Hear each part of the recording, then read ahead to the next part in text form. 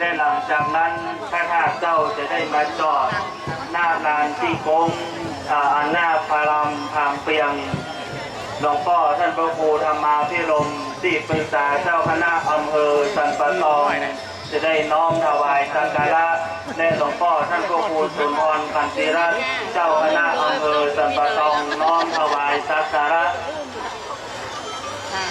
ก็จะได้น้อมถวายสักการะศรัทธาให้ได้เป็นสันตะสำเนียงตาทุกการพร้อมๆกันดังๆในขณะนี้ศรัทธาเอาถอยเนอร์โลกนาระวังโลกเนอร์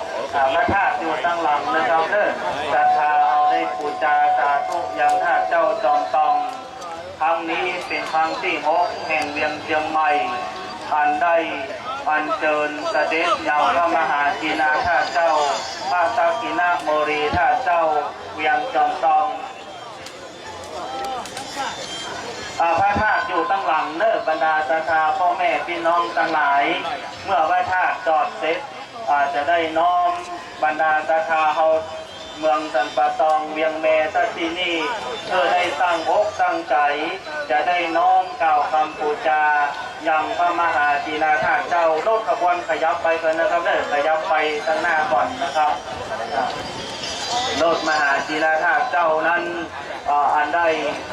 คาปนาตั้งไว้ในเมืองอังคารคนครคือเมืองจอมตองนา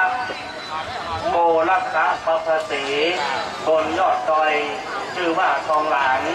นาการปฏิสัทธาสาธุดังๆนะครับเด้อสาธุสาธุสาธุสาธุจากบอลจะจำไปบอลเนอะอะไรสาธุเด้อสาธุสาธุ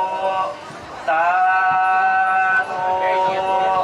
ในหลวงพ่อท่านพระครูธรรมาภิรมย์หลวงพ่อท่านพระครูสุนทรขันติรัตน์และคณะศรัทธาในฝ่ายบ้านเมืองมีท่านในอำเภอเป็นต้นนะครับเนอะศรัทธาเฮา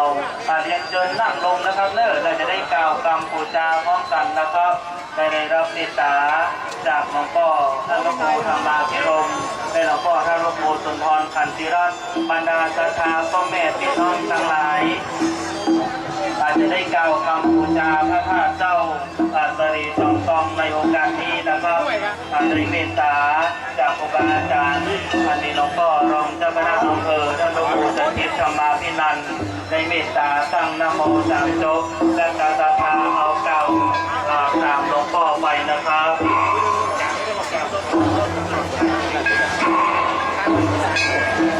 นะโมตัสสะภะคะวะโต